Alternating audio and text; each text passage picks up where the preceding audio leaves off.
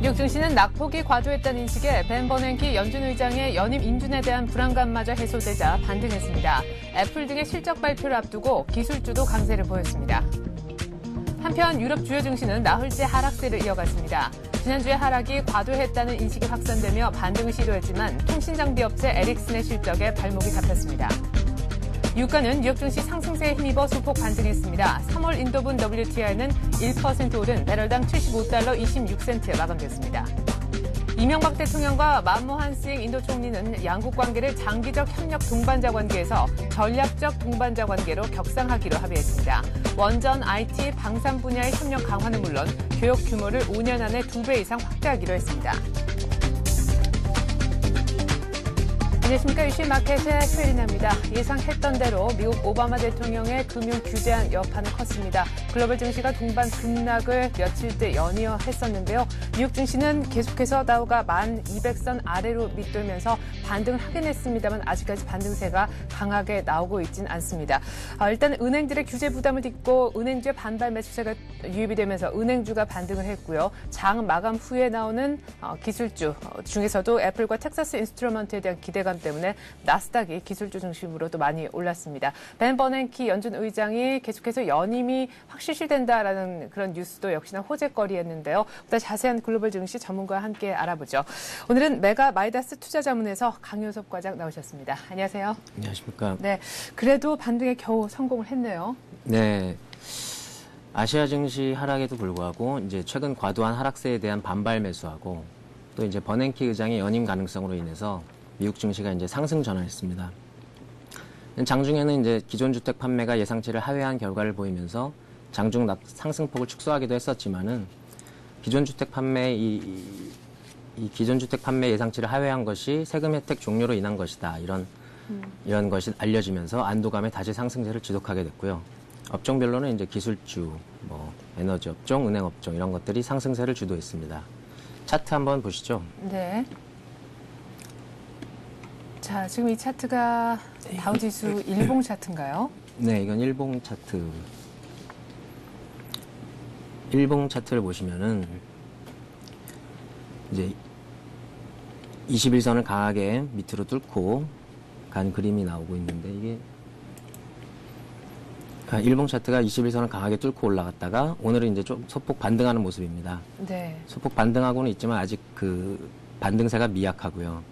주봉으로 보시면은 아직은 20주선 위에 있기 때문에 상승 추세가 계속 유지되고 있다. 그래서 20주선을 깨는 하락이 나올 경우에는 매수로 보자. 이런 이제 기술적인 의견입니다. 예. 자, 20주선이라는 건 이제 90일 이평선인데 말이죠. 일단 90일 이평선 지지 여부가 뉴욕 증시 다우 지수의 경우에 상당히 중요한 지금 선으로 작용을 하고 있는 모습입니다. 일단은 어렵게 간밤에 뉴욕 증시가 반등에 성공을 하긴 했었는데 이제 왜 반등했는지 그 이유를 좀 하나하나 살펴보기로 하죠. 우선은 크게 좀 이유가 있었던 것이 벤 버냉키 연준 의장 얘기부터 이제 해야 될 것 같습니다. 연임이 거의 확실시된다라는 분위기가 뉴욕 증시에 있었다면서요. 네, 이게 벤 버냉키 이제 의장이 이제 원래는 이제 당초에 불확실하다. 31일 날 이제 임기가 만료인데 네. 당초에는 불확실하다 했었는데 이제 상원 의원들이 한 60% 이상이 동의하면서 아직 뭐 확정된 건 아닙니다만 네. 버냉키 의장의 연임이 이제 거의 이제 굳어지는 분위기입니다. 연임으로 굳어지는 분위기인데 버냉키 연임이 중요한 이유가 이 불황을 막기 위해서라면 이제 헬리콥터에서라도 돈을 뿌려가지고 네. 이제 불황을 막겠다고 해서 헬리콥터 밴으로도 유명하지 않습니까? 네, 그렇죠. 그런데 이제 이거는 이제 오바마 대통령이 은행에 대한 규제를 하겠다는 것에서 이제 시장 전반의 유동성을 축소하겠다는 움직임에 이제 버냉키가 있으면은 네. 이제 불황은 오지 않을 것이다. 계속 유동성은 공급될 것이다. 이래서 그렇죠. 시장 전반의 유동성 축소 논란에서 이제 자유로울 수 있기 때문에 네. 버냉키 연임이 중요한 지금 이슈로 등장하고 있는 것이죠. 네, 돈 뿌리는 사람이 크게 두 명이네요. 오바마 대통령 그리고 벤 버냉키 연준 의장. 어쨌거나 이번 주에는 또 오바마 대통령의 연설도 잡혀 있으니까요. 그 부분도 일정에서는 체크를 좀 하셔야 될 듯 싶습니다. 물론 다가오는 주말에 나오는 벤 버냉키 연준 의장의 상원의 그 표결 결과는 당연히 체크를 하셔야 될 것 같고요. 자, 일단은 불확실성이 벤 버냉키 의장 관련해서는 조금 해소가 된 모습이었고요. 업종별로 한번 보게 되면 말이죠. 지난주에 크게 낙폭이 있었습니다. 역시나 원인은 오바마 및 대통령의 은행 규제안 때문이었는데 은행주 그리고 기술주가 모두 강세를 보였다면서요? 네, 은행주는 이제 버냉키 의장이 아까 말씀드린 대로 연임 가능성으로 인해서 유동성 논란에 대해서 자유로워졌기 때문에 이제 상승 전환을 했고요. 또 이제 향후 이제 실적에 대한 이제 기대감 이런 것도 있기 때문에 일단 뭐 미약하지만 상승 반전에 성공했습니다. 그리고 네. 이제 기술주 같은 경우는 이제 반도체 업황이 워낙 좋고요.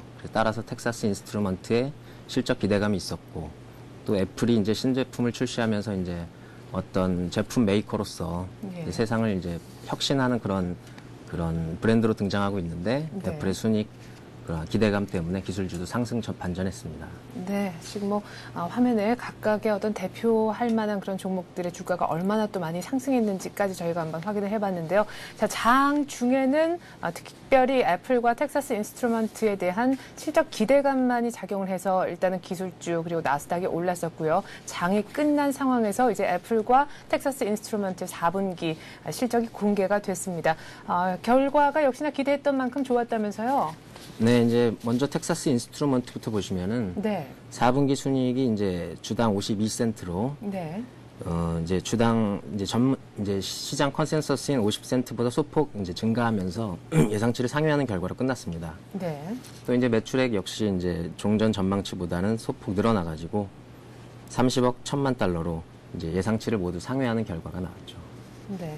자, 그렇다면 애플의 실적은 어떤가요? 애플도 역시 예상치를 상회하는 호실적을 내놓았다고 들었는데요. 네, 애플은 컨센서스가 주당 2.5달러의 이제 순이익을 예측했는데 네. 주당 순이익이 3.67달러로 이제 나와가지고 큰 네. 폭으로 증가했습니다.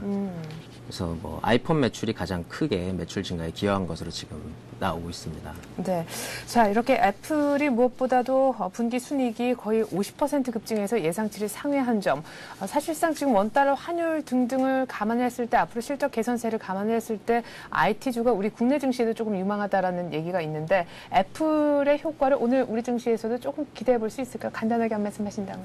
네, 애플이 이제 애플 때문에 이제 테마주도 형성이 됐고요. 국내에서 터치 스크린 테마, 뭐 무선 필기 테마, 뭐 RFID 테마, 많은 테마들이 형성이 됐는데 애플이 실적이 계속된다는 것은 이제 코스닥 강세나 어떤 우리 증시에도 기술주 전반으로서 이제 좋은 영향을 끼칠 것으로 저는 그렇게 생각하고 있습니다. 네. 자, 그렇다면은 그 뭐 관련 스마트폰이 사실상 뭐 아주 커다란 어떤 거대한 테마주 관련해서 세부적인 테마들이 있다라고도 볼 수 있는데 그 테마가 얼마나 가겠습니까? 그것은 이제 테마가 끝날 때까지 가봐야 하는 건데요. 네, 아무도 장담할 수 없는 문제지만. 네, 뭐 일단 달리는 말에 올라탔으면 뭐 미리 내릴 필요는 없지 않겠나 이런 생각은 하고 있습니다. 예, 알겠습니다. 그 말 중에 가장 앞선 말이 이제 애플이니까요. 애플이 가는 만큼 그래도 가주지 않겠나 싶기도 하네요. 자, 그리고 일단은 은행주는 반등에 성공을 한 모습이고요. 기술주도 실적 개선 기대감 때문에 올랐습니다. 하지만 지난주에 은행주와 더불어서 낙폭이 컸던 것이 에너지 관련주였죠. 중국에서 긴축 움직임이 있기 때문에 전반적으로 수요가 줄지 않겠나라는 우려가 있었는데 이쪽 에너지 쪽 분위기는 어땠습니까? 에너지 쪽은 이제 에너지 쪽에서 유가 제2대 유전업체인 할리버튼이 네. 순이익을 발표했는데 이제 주당 순이익이 기타 금액을 제외하고 주당 28센트를 기록해서 예상치를 상회했습니다. 근데 예. 전년 동기에 비해서 순이익 감소폭이 너무 커가지고 에너지주 전반에 영향을 좀 미쳐서 네. 좀 분위기가 그렇게 좋지는 않았지만은 시장에서는 에너지주 전반적으로는 또 올랐고요. 네. 엑슨모빌이나 이제 큰 업체들은 소폭 하락세를 기록하는 그런 모습이 나타났습니다. 네. 할리버튼과 함께 뭐 이튼이라는 기업도 역시나 실적을 함께 내놓았는데 실적 자체는 말씀하신 것처럼 그렇게 나쁘지 않았지만 전반적인 에너지주 전체를 위쪽으로 밀어 올리기엔 조금 부족했다라는 얘기까지 한번 들어봤습니다. 자, 뭐 여러 가지 이제 반등할 수밖에 없었던 이유들 그리고 업종별로도 분위기를 좀 살펴보고 있는데 말이죠. 미국 기업들이 올해 고용과 또 투자를 동시에 늘릴 수 있다라는 좋은 또 뉴스거리마저도 호재였어요. 어떤 내용입니까? 네, 이제 미국에서 고용 투자를 늘릴 것이라는 그런 이제 조사 결과가 나왔습니다. 기업들의 29%가 고용을 늘릴 것이고요. 네. 44%가 투자 지출을 늘릴 것이고 이제 기업의 61%가 올해 GDP 성장률이 2%를 넘을 것이라고 예상하고 있습니다. 그리고 네. 또 전문가 월리엄 스트라우스가 이제 미국 경제는 소폭 느리지만 아직 회복 중이다. 이런 말을 하면서 투자 심리가 좀 안정되는 그런 결과를 가져왔죠. 네, 뭐 간밤에 이런 뉴스까지 있었으니까요. 뭐 오르지 않을래야 오르지 않을 수가 없었던 것 같습니다. 그리고 맨 앞에 다우 차트 보면서 이제 말씀을 들어봤을 때는요. 기존 주택 매매가 세금 혜택 종료로 인해서 좀 안 좋았었던 것이기 때문에 사람들이 이 악재를 악재로서 인식하지 않았다라고 조금 복잡한 얘기를 슬쩍만 해주셨기 때문에 주택 일단 관련 지표를 정리하고요. 그 이유까지 곁들여 주시죠. 네, 기존 주택 판매가 이제 전년 동기 대비해서는 4.9% 증가하면서 전년 동기 대비로는 4년 만에 처음으로 증가세를 기록했습니다. 네, 이것이 지난해 12월 기존 주택 판매죠. 예. 하지만 이제 전월 대비로 해서는 이제 16.7% 감소하면서요. 연한산 545만 건으로 집계됐습니다. 전월 대비해서는 이제 통계 집계 이후에 최대 감소폭이고요. 네.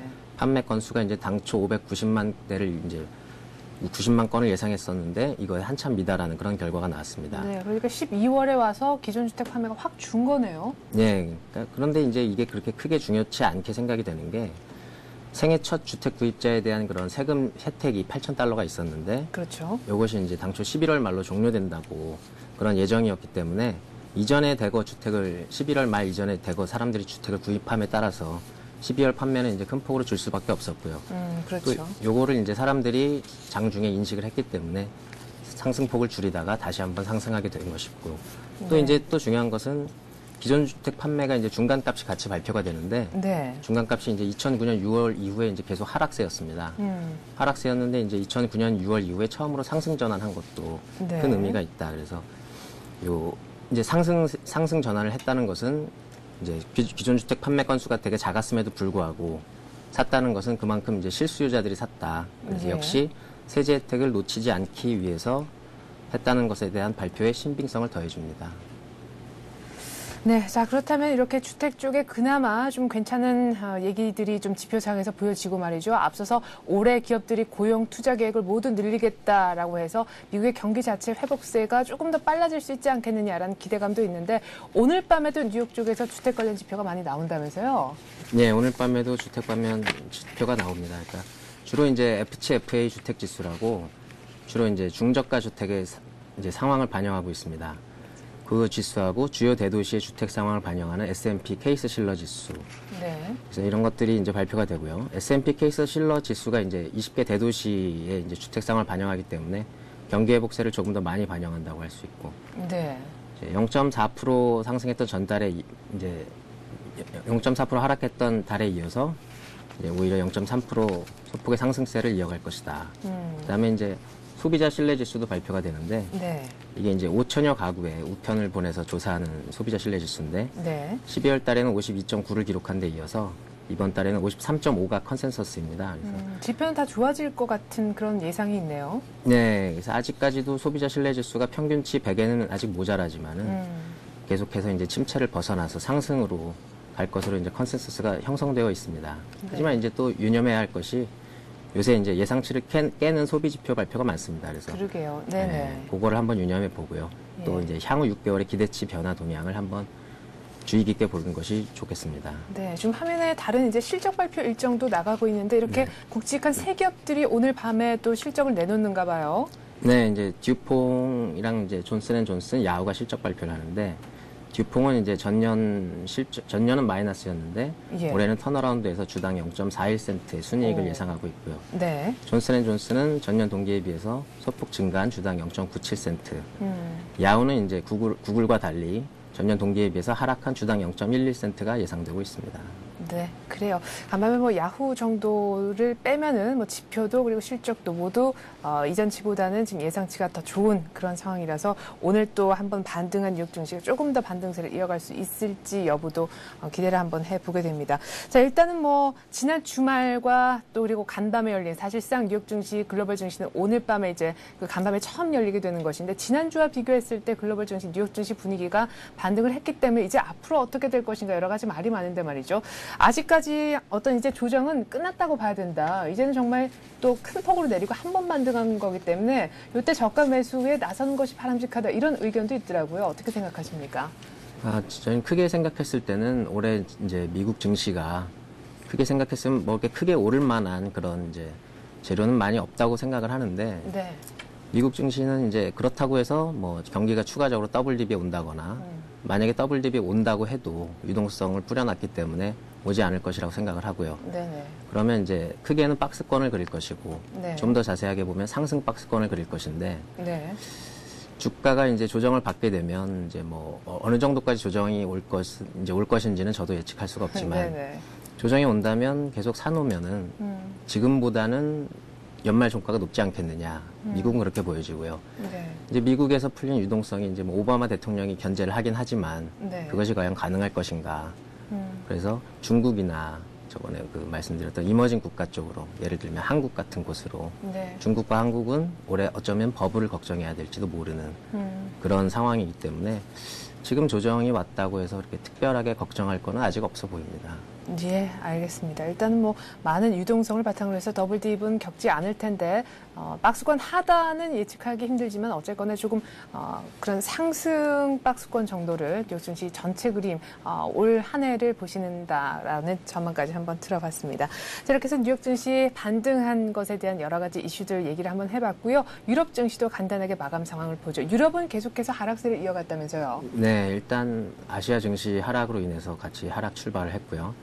에릭슨이 이제 실적을 발표했는데 에릭슨이 이제 실적이 순이익이 92%가 하락을 했습니다. 네. 뭐 이유로는 뭐 중국의 저가 수주 업체 공세에 밀렸다, 뭐 통신업체 투자 감소다 이래가지고 네. 컨센서스를 크게 하회했습니다.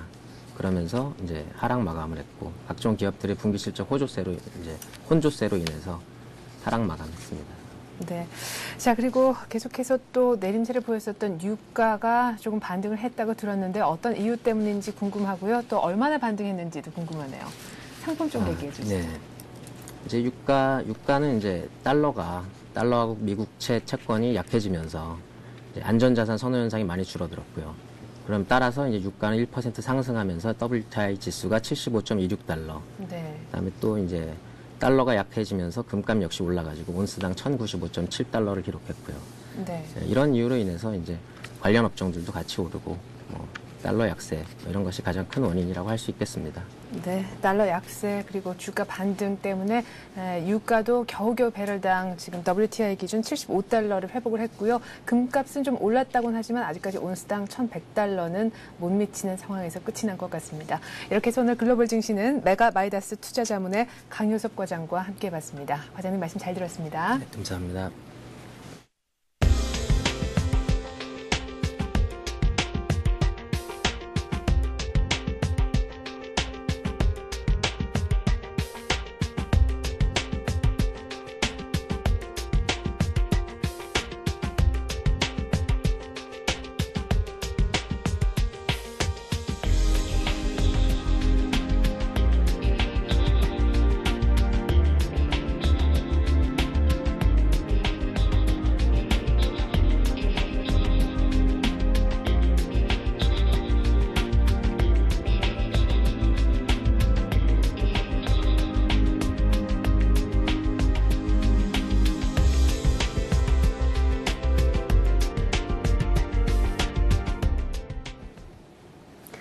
네, 한마디 뉴욕 증시 드디어 반등에 성공을 했는데 말이죠. 오늘 우리 증시도 연중 최저치에서 얼마나 위로 올라갈 수 있을지 또 올라나갈 수 있을지 모르겠습니다. 보다 자세한 전망 들어보도록 하죠. 동양증권증권 홍제지점으로 가서 최일종 팀장 만나겠습니다. 팀장님 안녕하세요. 네, 안녕하십니까. 네, 어제 우리 증시가 정말 1670선까지 밀렸고 말이 70선이지 1670에 딱 턱걸이하지 않았습니까? 미국발 악재 영향이 있었는데 미국이 반등했어요. 오늘 우리 장도 역시나 미국을 조금 추종해서 올라가 볼 수 있을까요? 네, 그렇습니다. 전일 우리 장 14포인트 마이너스로 종료된 거 상당히 좀 긍정적인 부분이 좀 있었다라고 볼 수 있겠는데요. 먼저 전일 시장의 특징을 보자면은 이제 금요일 외국인 선현물 쪽에서의 대량 순매도 흐름을 탈피하면서 순매수 흐름을 나타냈었다 이거죠. 장중 한때 이 마이너스 2포인트대까지 낙폭을 축소하는 긍정적인 면이 있었다라고 볼 수 있겠습니다. 하방 경직성이 확보되는 듯한 흐름이 나타났었다라고 이제 볼 수 있겠는데요. 기관 역시 이제 투신과 증권에서의 적극적인 매도 흐름을 보였지만 시장에 직접적인 영향을 줄 수 있었던 프로그램 매도 부분은 안정을 찾았다라는 점에서 전일의 그 특징적인 부분을 정리해 볼 수 있겠습니다. 업종별로는 이제 전기전자 업종과 자동차 업종 그리고 은행 업종 등 업종 내에서도 상승과 하락 종목이 엄연하게 갈리는 그러한 흐름을 나타냈었고요. 시장의 전반적인 상승 종목 확산은 나타나지 않은 것으로 전일장 부진한 흐름을 한번 정리해 보도록 하겠습니다. 오늘 우리 증시의 변수 여전히 오바마 금융 규제에 대한 논란으로 인해 금융권에 미치는 파장과 크게는 이제 글로벌에 퍼져 있는 미국 투자은행들의 투자자금 회수 가능성 이런 부분이 이제 지수의 상승 이러한 부분을 이제 발목을 잡을 것으로 이렇게 볼 수 있겠습니다. 이러한 전제적 조건을 깔고 봤을 때 실질적인 우려가 우리 증시의 행동으로 나타나 준다면 먼저 선물옵션 시장에서의 해지 개념 선물 매도 계약 확대로 나타날 가능성이 크다라고 이제 볼 수 있겠습니다. 오늘 우리 시장에서 외국인들의 선물 매도 포지션에 대한 외국인들의 민감도를 꼭 체크를 해봐야 될 것으로 이렇게 보이고요. 그리고 투신권의 흐름이 좀 중요할 것 같습니다. 전체적인 기관의 수급 구조 속에서 투신들의 대량 매도 물량 이런 부분의 이제 지속 가능성 이런 부분을 좀 봐야 될 것 같은데 시장의 안정을 찾는데 부정적인 역할을 이제 할 것으로 이렇게 보이는 만큼 투신권의 추가적인 매도 물량 출회 여부를 꼭 체크해봐야겠다는 판단입니다. 어디까지나 투신권의 매도 물량은 종합 지수가 1,700포인트 부근에서 전고점 안착 실패와 더불어 고점 부위에서 터져나온 미국과 중국발 악재가 펀드 투자자들의 심리를 상당히 악화시켰다라고 판단이 되는 만큼 일부 펀드 환매 물량이 지속적으로 출회될 가능성이 있다라고 보고 있습니다. 그 지속 여부는 오늘 우리 시장이 상승을 하든 하락을 하든 환매 물량의 축소는 나타나지 않을 것으로 이렇게 보고 있고요. 일정 규모 이상은 계속해서 투신권을 통해서 출회가 될 것으로 이렇게 판단을 해볼 수 있겠습니다. 만약 투신권에서 500억 이상 매도 물량이 출회되지 않는다면 향후 점차 안정을 찾는 것으로 수급적인 면에서의 판단을 한번 내려보겠고요. 아울러 현재 글로벌 경기 사이클상 다소 나라마다 차이가 있겠습니다만 대체적인 흐름은 경기 불황의 수축기로부터 정부의 재정 확대로 인한 회복 단계가 어느 정도 지나가고 있고요. 기업들의 투자 확대로 인한 경기 확장권력으로 들어가는 부분이다라고 볼 수 있겠습니다. 이번 주 중반에 있을 각종 경제 지표의 긍정적인 흐름 또한 출구 전략에 대한 가시권으로 인식이 되면서 지수를 단기적으로 상승시키는 데는 부정적이지 않을까 이렇게 판단을 해보겠고요.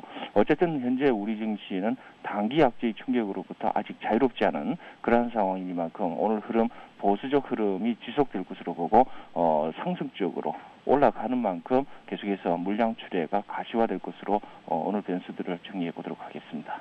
네, 일단 수급에서는 좀 순매수로 돌아서긴 했지만 아직까지는 좀 관망 모드를 유지하고 있는 외국인 그리고 어쨌거나 계속 펀드 환매 때문에 압박을 받고 있는 기관 모두 다 체크 대상이다라고 하셨고 주도 뭐 딱히 어제 분위기로 봤을 때는 없는 것 같다라는 말씀이셨는데 일단은 미국의 금융주 악재가 오늘부로 미국처럼 좀 끝이 나는 모습을 보여주겠습니까?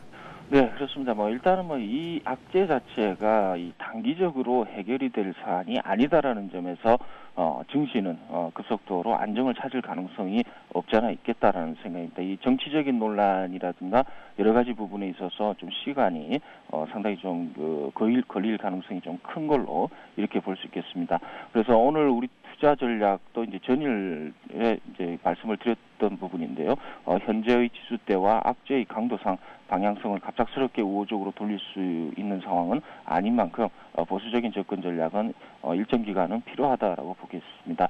그리고 전일 있었던 이제 일부 테마 종목들 상당히 좀 많이 갑작스럽게 빠졌습니다. 이러한 부분을 봤을 때 이 수익률 게임을 진행을 했던 이러한 코스닥 업종이라 테마 업종이라든가 거래소의 중소형주 업종 이러한 부분도 어느 정도 이 실현 물량이 이제 출회가 되는 만큼 여전히 이제 투자 전략 보수적으로 말씀을 드리겠고요. 업종별 종목별로 봤을 때 우호적인 전망이 우세한 종목들은 대체적으로 기술적인 21선을 지지받는 흐름이 나타나고 있고요. 전망이 이제 중장기 우호적인 종목, 단기적으로는 불확실하고 중장기적으로는 우호적인 종목들은 61선과 121선을 지지하는 그러한 흐름이 나타나고 있는 만큼 이러한 패턴을 염두에 두시고 종목별 접근 전략 짜시는 것도 유효하겠다는 판단입니다. 업종별로 아직 이렇다 할 매수 후 보유할 강한 업종이 없는 만큼 지속 가능성 없는 것으로 보고요. 쉽게 접근하는 부분은 좀 지양할 것으로 이렇게 말씀을 드리겠습니다. 전일 코스닥 종목들, 강한 종목들 고점 이후 급속도로 이익 실현 물량이 출회가 됐는데요. 예를 들면은 원자력 관련주가 되겠죠. 상당히 좀 안 좋은 모습을 보이고 있는데 이러한 흐름을 봤을 때 당분간 코스닥 테마주 추격 매수는 조심해야 되는 상황이 아닌가 이렇게 말씀을 드리겠고요. 기술적인 부분보다는 전체적으로 글로벌 악재에 대한 해소 과정에 초점을 맞춘 접근 전략이 현 시점에서 중요하겠다라고 말씀을 드리겠습니다. 따라서 기술적인 그 흐름 21선과 61선, 121선을 주목을 하시되 각각 단기적으로 우호적인 핵심 종목들은 21선, 그리고 중장기 우호적인 종목은 61선과 121선에 초점을 둔 매매 전략이 꼭 필요하겠다라는 판단으로 오늘 투자 전략 보수적으로 한번 정리해 보도록 하겠습니다. 네, 그나마 좀 괜찮겠다라고 초반에 말씀하셨었던 테마도 어제 또 원전 관련주 말씀하신 것처럼 일제히 무너지는 모습 속에 당분간 이렇다 할 주도 업종 주도주라고 말하기가 좀 어려운 변동성의 큰 장세가 예상이 되는 이만큼 기술적인 어떤 플레이를 이평선을 활용해서 해보자라고 말씀하셨는데 그렇다면 기술적 차트상 좀 괜찮은 좀 예쁜 종목이 있으면 하나만 좀 보죠. 네, 그렇습니다. 강원랜드를 말씀을 드릴 텐데요. 일단은 이 종목을 말씀을 드리는 경우는 이제 그 전체적인 글로벌 증시라든가 우리 국내 증시를 봤을 때 다소 이제 방어적 성격의 종목이 오히려 좀 강세의 모습을 보이겠다는 생각으로 말씀을 드리는데요. 일단은 수급적인 측면에서 외국인들 7일 연속 러브콜에 주목을 해야 될 것 같습니다. 외국인들이 현재의 그 차트상의 흐름, 저점 부위에서 계속해서 매수하는 모습 상당히 우호적이다라고 볼 수 있겠고요. 재료적인 측면에서 전반적인 지수의 조정기에 그동안 일시적인 주가 조정을 받은 강원랜드 이 종목은 경기에 대해서 방어적인 역할을 하는 종목으로 분류가 되니만큼 불안한 지수대에서 접근 전략이 유효하겠다라고 보고 있고요. 최근 주가가 부진했던 이유가 사행산업통합감독위원회의 규제를 우려한 그런 결과다라고 볼 수 있겠습니다. 그 규제에 대한 부분적 제한적인 그러한 가격적인 조정 그런 부분이 이제 현재의 주가를 못 올리는 그러한 이제 주된 원인으로서 주목이 되고 있고요. 실적적인 측면에서도 우호적입니다. 4분기 성장성을 계속해서 나타나고 있는데요. 예상치가 4분기 영업이익이 1,100억대로 꾸준한 성장이 부각될 것으로 판단이 되고 있습니다. 다만 강한 모멘텀을 가지기 위해서는 앞서 말한 규제 리스크에 대한 해소 과정이 나타나야 적극적인 가격 상승의 흐름이 나타날 것으로 판단되어지는 부분이고요. 기술적인 부분, 차트를 보시면서 말씀을 드리겠습니다. 기술적인 바닥권이라고 할 수 있는 지금 사중 바닥을 지금 형성하는 그러한 모습을 단기적으로 보이고 있습니다. 이러한 부분에 있어서의 전일 장대 양봉 형성 그리고 이평선이 이제 집중되는 모습에서 조만간 이제 그 골든 크로스가 나올 수 있는 그러한 이제 상황이다라고 볼 수 있겠습니다. 거기다가 외국인 수급까지 받쳐준다 이러면 어느 정도 가능성이 있는 그러한 이제 가격대가 아닌가 이렇게 보고 있고요. 전일 종가가 16,400원에 이제 형성이 돼 있습니다. 일단 16,000원 부분에서 16,400원 부분까지는 어느 정도 이 분할 매수 가능한 권역으로 말씀을 드리겠고요. 목표 주가는 좀 짧게 잡겠습니다. 일단 전체적으로 봤을 때 수익률을 좀 짧게 잡고 그렇게 가야 되니만큼 17,000원 부분까지 1차 목표가를 제시를 해드리겠고요. 17,000원에서 17,500원 정도 수준, 손절가는 이제 15,200원 정도 수준으로 잡아드리겠습니다. 이러한 부분은 사중 바닥이라고 할 수 있는 부분이 어느 정도 이탈할 가능성 그런 부분을 생각해봐야 되기 때문에 15,200원 정도 부분에서는 어느 정도 손절을 하시고 현금 확보하시는 게 향후를 위해서 좋겠다. 이렇게 말씀을 드리겠습니다. 네, 자 이렇게 해서 기술적으로 메리트가 있는 강원랜드 얘기까지 들어봤습니다. 동양종금증권 홍제지점 최일종 팀장이었습니다. 잘 들었습니다. 감사합니다.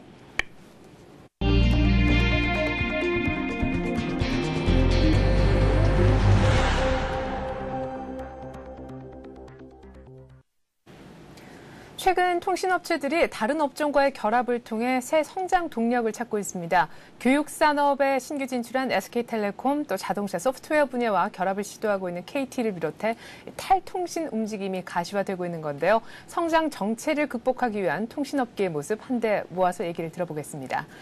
앞으로 금융권 CEO는 이사회 의장을 겸임하지 못하고요. 사회이사의 임기 또한 최대 5년으로 제한됩니다. 어제 은행연합회가 이 같은 내용의 은행권 사회이사제 모범 규준을 확정해 발표를 했는데요. 은행 지배구조에 현재 매스가 가해진 상황입니다. 제도 개선 이후의 모습 미리 살펴보죠. 인도를 국빈 방문하고 있는 이명박 대통령이 한인도 양국 관계를 전략적 동반자 관계로 격상시키는데 합의를 했습니다. 또한 인도에 원전 수출하기 위해 발판을 마련을 해야 될 텐데요. 이를 위해서 원자력 협정 체결 협상도 개시를 하기로 했고 포스코 일관제철소 건설에도 원칙적으로 양국 정상이 합의를 했습니다. 금호아시아나그룹 채권단이 대주주 책임을 전제로 해서 금호산업에 2천억 원대 신규 자금을 긴급 투입하는 방안을 검토하고 있습니다. 금호산업에 대한 신규 자금 지원이 없을 경우 금호산업의 1차 부도 가능성도 제기되고 있기 때문입니다. 최근 출구 전략 두고 각국 중앙은행들의 정책 운용에 초점이 모아지고 있죠. 이런 가운데 이번 주 FOMC 회의를 앞두고 있는 미국이 당분간은 지금처럼 확장적 통화 정책을 계속 쓸 움직임을 보이고 있습니다. 긴축 움직임이 가시화되고 있는 중국과는 달리 우리도 미국처럼 상반기 내에는 기준금리를 올릴 가능성이 현재 낮은 상태라고 하네요. 오늘 같은 내용 바탕으로 해서 뉴스 따라잡기 시간은요. 서울경제신문 이상훈 기자와 함께하겠습니다. 이 기자 안녕하세요. 안녕하십니까? 네. 첫 번째 소식으로 통신업계 얘기부터 해보죠. 통신업체들이 사업 영역을 확장하고 있다는 거 저희가 예전에 또 금호 렌터카 인수 등에 관해서 여러 가지 한번 다뤄본 적이 있는데 이제는 아예 다른 사업 영역에 많이 손을 대는 것 같아요. 네, 그렇습니다. 통신사들의 새로운 먹거리 찾기는 지난 몇 년간 계속되고 있고 또 새로운 소식이라고 보기는 좀 힘듭니다. 하지만 최근 들어서는 이 다른 업종들과 결합을 통해서 이른바 새로운 성장 동력을 찾기 위한 움직임이 보다 더 활발해지고 있어서 눈길을 끌고 있습니다. 통신과는 별로 어울릴 것 같지 않은 교육이라든지 또 자동차, 이 금융업종 등 이 다양한 분야들과 결합을 하면서 이 우리나라 산업 전반에 상당한 영향을 주고 있다라는 소식입니다.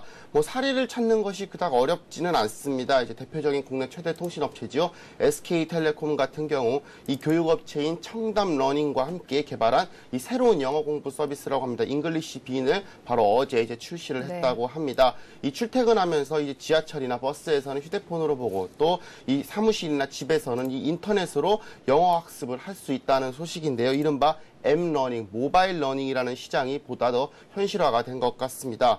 여기에 또 KT 같은 경우 지난 22일이죠. 이 소프트웨어 개발 전문 업체인 이 팀엑스 소프트와 함께 손을 잡고 KT 이노츠라는 합작법인을 설립을 했습니다. 이 합작사 같은 경우 이 통신사와 다른 산업 간의 결합을 통해서 이 사업 영역을 넓히려는 이 KT의 이른바 컨버전스 전략을 좀 실현하는 좀 핵심이 될 수 있는 이런 소프트웨어를 개발을 하고 또 한편은 각종 사업에 좀 기술을 개발을 하게 됐다는 소식이 계속적으로 들려와 있습니다. 이 과거 통신사들과 또 이종 사업 간의 결합이 단순한 업무 제휴 차원에서 만남으로 한마디로 말하면 1차원적인 만남에 그쳤다라고 이렇게 평가를 한다면요. 최근 들어서는 이 통신업체가 다른 업종의 기업에 자본을 투자하고 또 기술 개발에 적극적으로 참여를 하면서 사실상 새로운 업체로 또 새로운 산업으로서 다시 한번 탄생을 하고 있는 모습을 저희가 엿볼 수 있는데요. 이 지난해 12월 같은 경우 SK텔레콤이 하나카드 지분 49%를 약 4천억 원에 인수한 것이 바로 대표적인 예라고 말씀을 드릴 수 있겠습니다. 네. 여기에 또 KT 같은 경우 최근 들어서 이 BC카드 지분 인수를 좀 더 긍정적으로 검토하고 있다는 소식도 꾸준히 들려와 있는데요. 그렇죠. 이 통신사들은 이를 통해서 이른바 모바일 카드 시장이라는 신시장을 개척을 해서 이 통신 시장의 한계를 극복해 보겠다는 계산을 갖고 있습니다. 불과 10년 전까지만 해도 E자가 들어가는 새로운 산업들이 개척이 됐다고 하면 앞으로는 M자가 들어가는 새로운 시장이 앞으로 확 열릴 것이다. 이러한 추측도 가능할 것 같습니다. 네. 자, 그리고 요즘 말도 많고 탈도 많은 은행권 사회이사제 얘기를 좀 해보죠. 어제 드디어 은행연합회에서 금융권 사회이사제 모범 기준을 확정해서 발표를 했는데요. 은행들마다 대응하는 모습이 조금 다른 것 같아요. 네, 그렇습니다. 이 은행연합회가 어제 은행권 사회이사제도 모범 규준안이라는 것을 발표를 했습니다. 앞으로는 이 사회이사가 유명무실하거나 또 혹은 지나치게 역할이 커서 좀 본래 취지를 잘 살리지 못하고 있다라는 과거의 지적에 있어서 앞으로 좀 더 개선해 보겠다라는 방책으로 볼 수 있겠는데요. 좀 표를 보면서 자세히 설명을 드리겠습니다. 이번에 마련된 규준에 따르면요, 우선 이 은행 지주회사나 은행 같은 경우 앞으로 이 매년 이 5분의 1씩 사회이사를 교체를 해야 됩니다. 여기에 또 이사회 의장 같은 경우 임기가 1년으로 제한이 되고요. 또 있고 은행장이 지주회장을 겸직할 경우 이 선임 사회이사를 새로 선임을 해야 됩니다. 네. 여기에 또 대주주 같은 경우 사회이사로 선임이 되지 못하도록 하는 안도 담겨져 있고요. 또 스톡 옵션이라든지 스톡 그랜트 같은 것도 앞으로 지급이 좀 더 금지가 된다. 이러한 소식들도 현재 나오고 있습니다.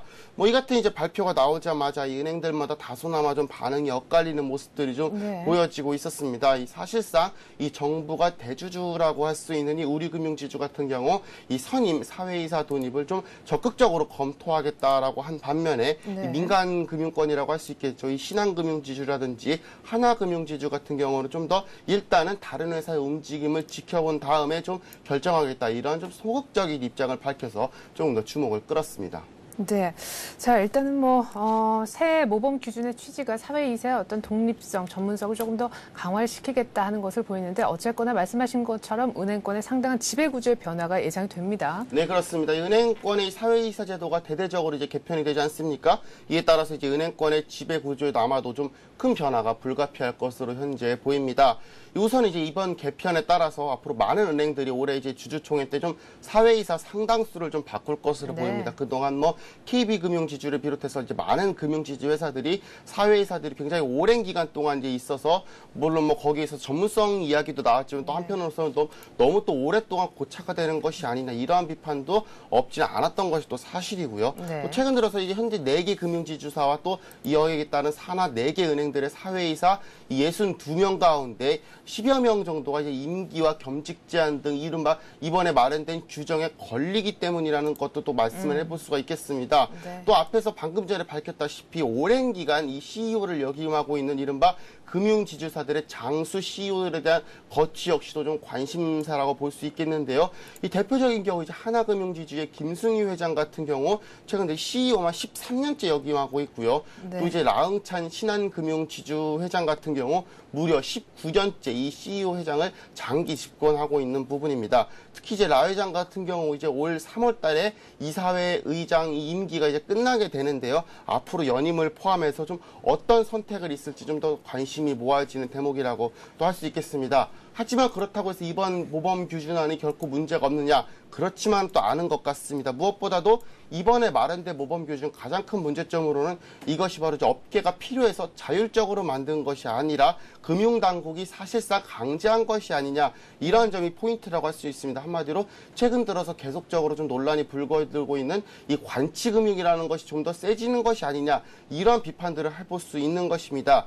이것 때문에 일각에서는 이번 이 모범 규준안 마련이 최근에 좀 회장직 선출을 두고서 좀 논란이 불거졌던 이 KB금융 사태의 후속 조치가 아니냐 이런 논란까지도 계속적으로 나오고 있는 상황입니다. 여기에 또 이 경영성과 연동보수를 지급 금지한 것들 이러한 부분에 있어서는 이제 민간 회사들의 이 경영 자율성을 너무 좀 침해하는 것이 아니냐. 또 하나는 또 너무 경직된 규정을 이 금융회사들한테 일방적으로 들이대는 것이 아니냐 이러한 비판들도 나오고 있는데요. 과연 이번 모범 규준안을 두고서 앞으로 금융지주 회사들 또 은행들이 어떤 모습을 보일지가 좀 더 관심사라고 볼 수 있겠습니다. 네, 금융당국이 사실상 개편 주도에서 관치 논란이 있긴 합니다만 앞으로 거수기 이사회는 좀 때문에 사라지길 기대하겠습니다. 자, 그리고 어제 이명박 대통령이 만모한 싱 인도 총리와 정상회담을 가졌죠. 성과에 대한 여러 가지 3대 프로젝트다 얘기들도 많은데 일단은 양국 관계를 격상시켰어요. 네, 그렇습니다. 이명박 대통령이 어제 이제 인도를 방문해서 이 만모한 싱 인도 총리와 정상회담을 가졌습니다.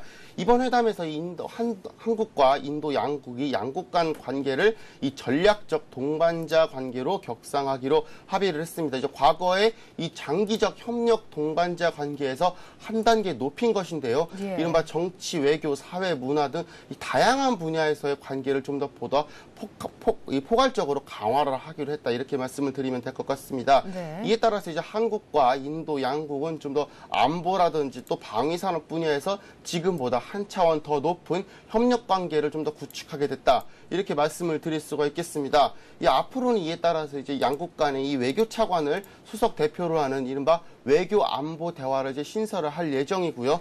여기에 또 고위급 국방 인사들의 정기적인 교류도 앞으로 좀 더 강화할 방침으로 현재 알려져 있습니다. 특히 무엇보다도 이 경제 협력과 관련해서 지금보다 더욱더 밀접한 관계가 이제 맺어지고 있을 거라는 점이 저희가 이제 관심을 모아볼 수가 있겠는데요. 지난 1일 발효가 됐죠. 이제 한인도 간 포괄적 경제 동반자 협정, 이른바 세파 협정이라고 하고 있습니다만은요. 네. 이 세파 협정을 계기로 오는 2014년까지 양국의 교역량을 300억 달러까지 늘리기로 했다는 소식, 저희가 좀 더 관심을 귀 기울여야 할 것 같습니다. 이 지난해 교역 규모가 약 114억 달러라는 점을 좀 더 감안을 해보면은요, 5년 안에 교역량을 인도와 2배 이상 늘리겠다는 좀 더 야심찬 목표를 이번에 제시를 했다, 이렇게 말씀을 드릴 수 있겠습니다. 네. 자, 무엇보다 이 정상회담에서는 경제 분야의 양국 간의 협력 얘기가 가장 많이 나왔습니다. 무엇보다 우리 원전 수출이 또 이쪽 인도 쪽으로 해질 수 있는 것 아니냐라는 교두보가 마련됐다는 평가도 있고, 포스코의 일관제철소 건설도 훨씬 탄력을 받을 거라죠? 네, 그렇습니다. 어제 이명박 대통령의 정상회담에서 무엇보다도 역점을 두는 분야가 바로 원자력 발전소 수출 문제와 또 일관제철소 건설 문제라고 볼 수 있겠습니다. 이 대통령은 어제 이제 정상회담에서 한국의 원전 수출을 위한 인도 측의 협력을 공식적으로 요청을 했고요. 이에 따라서 이 한국전력 등 이 국내 기업들의 인도 원전 시장 진출을 좀 더 가시화했다, 이렇게 말씀을 드릴 수 있겠습니다. 또 이번 요청을 계기로 해서 향후 이제 양국 간의 좀 더 원자력 협정이 체결될 가능성도 한 단계 더 높아졌다, 네. 이렇게 평가를 해볼 수 있겠고요. 이럴 경우 이 원전 수출 사업 앞으로 급물살을 타게 될 가능성이 좀 더 높아지게 됐습니다. 여기에 또 이제 포스코가 오랫동안 추진해왔던 사업이죠. 일관제철소 건설 프로젝트 역시도 이번에 좀 더 해결될 기미를 만들게 됐다, 이렇게 말씀을 드릴 수 있겠는데요. 이 대통령 같은 경우 이 포스코 제철소 건립이 양국 간의 산업 협력의 또 모델일 뿐만 아니라 또 인도 국민 경제에 큰 기여를 할 수 있다는 점도 역시 강조를 했습니다. 이와 함께 이제 이 제철소가 조기에 착공될 수 있도록 인도 정부에서 또 각별한 지원을 해달라고 요청을 했다고 하니까요. 앞으로 이 포스코의 사업 진출 여부 좀 더 관심을 귀 기울여야 할 것 같습니다.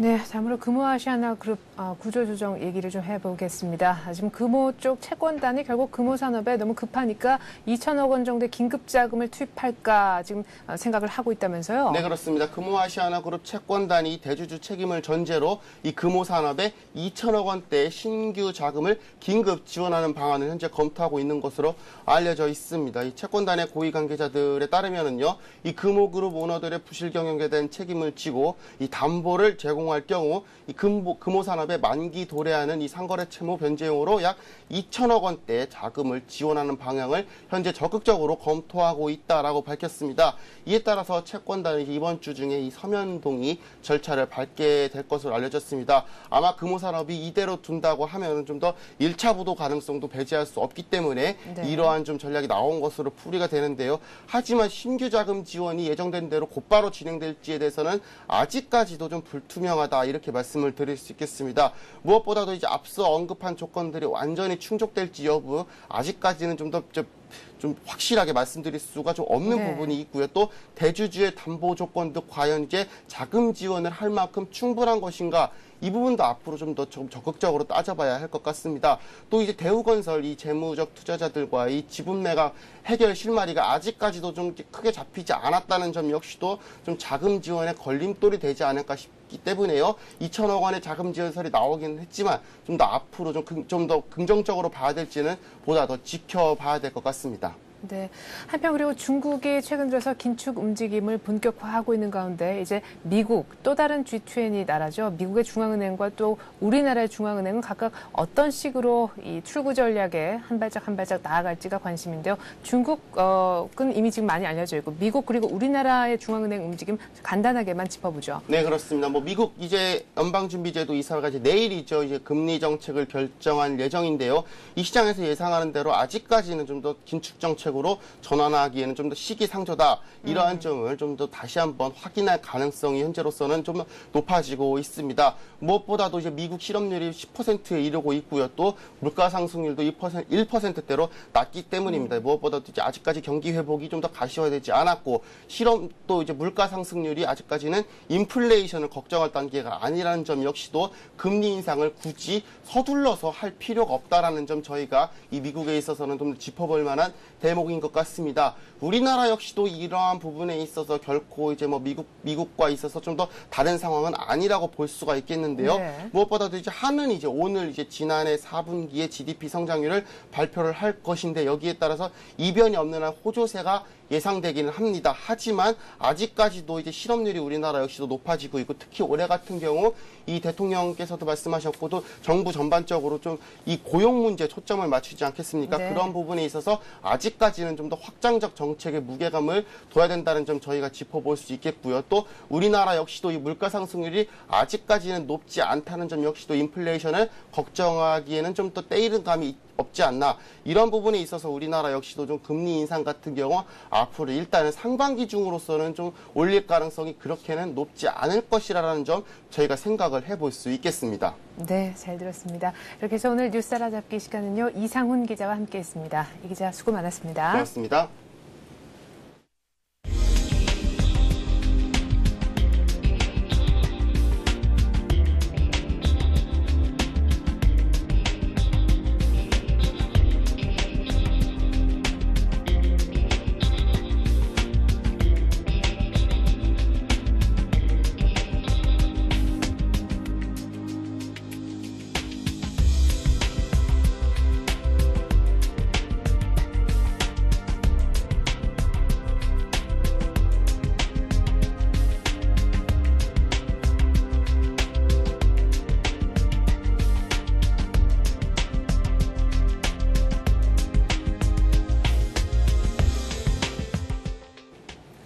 네, 간밤 열린 뉴욕 증시가 드디어 반등에 성공했습니다. 은행주 그리고 기술주가 강세를 보였기 때문인데요. 다우는 그러나 많은 폭은 아닌 0.2%만 올라서 1200선이 여전히 하회된 1196에 끝났습니다. 오늘 우리 장도 반등 기대해보죠. 전 내일 다시 오겠습니다. 고맙습니다.